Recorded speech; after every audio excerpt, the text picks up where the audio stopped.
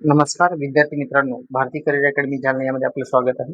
आज आपण पाहत आहोत बोट आणि प्रवाह या भागावरून पेपरला आलेली जी उदाहरणं आहेत ती आपल्याला बघायची आहेत. त्यातला हा पहिला प्रश्न जो आहे आपल्या स्क्रीनवरती दिसतोय, हा लातूर जिल्हा पोलीस शिपाई भरती 2024 या वर्षी आलेला हा प्रश्न.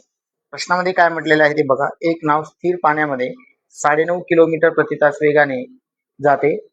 एक नदी 2.5 किलोमीटर प्रति तास वेगाने वाहते, तर प्रवाहाच्या दिशेने 4 तासात किती अंतर जाईल? आता बेसिक अंतर म्हणजे काय, तर अंतर म्हणजेच वेग गुणिले वेग एवढा हे सूत्र आपल्याला वापरायचं आहे. मग वेग वापरायचा आहे, आपल्याला वेग काढायचा आहे. आता वेग काढत असताना आपण कुठल्या दिशेने चाललो ते महत्वाचं आहे.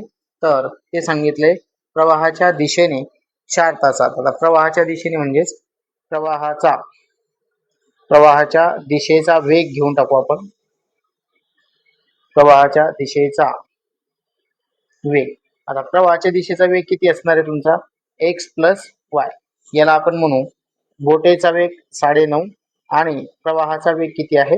2.5. दोघांची जर बेरीज केली तर ती आली 12 किलोमीटर प्रति तास. बस सिंपल. तुम्हाला इथं सूत्रामध्ये किमती टाकायच्या आहे. अंतर बरोबर वेग. आता वेग किती झाला तुमचा? 12 आणि वेळ किती आहे? 4 तास. म्हणजे टोटल तुम्हाला किती लागतील? 48 किलोमीटर इतका अंतर जायला पाहिजे.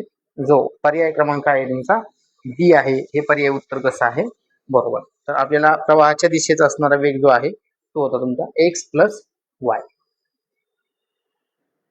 नेक्स्ट क्वेश्चन जो आहे तो सेम तसाच, आणि यावर्षी हा प्रश्न आपल्याला पेपरमध्ये विचारला होता, जो मागच्या वर्षी नाशिक ग्रामीण पोलीस भरतीला आलेला हा प्रश्न. या प्रश्नामध्ये आपण पाहू शकता एक सौरभ 800 मीटर धावण्याच्या स्पर्धेमध्ये भाग घेतला. त्याचा पोहण्याचा वेग 16 किलोमीटर प्रति तास आहे आणि प्रवाहाच्या दिशेने तो पावला. मुख्य आहे की कुठे पावला, तर तो पावलाय प्रवाहाच्या दिशेनं.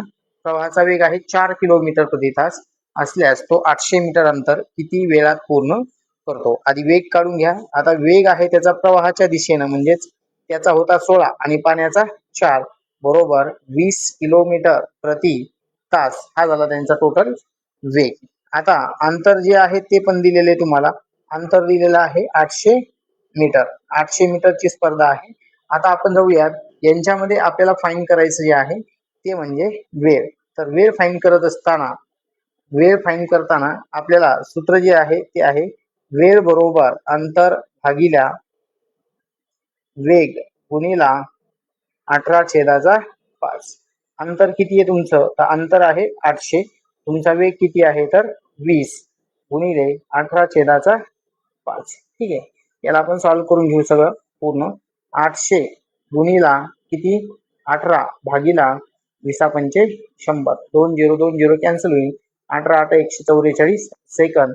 यालाच आपण 2 मिनिट म्हणजे 120 सेकंद आणि वरती किती असतील तुमच्याकडे? 24 सेकंद. 2 मिनिट 24 सेकंद इतका वेळ यायला पाहिजे.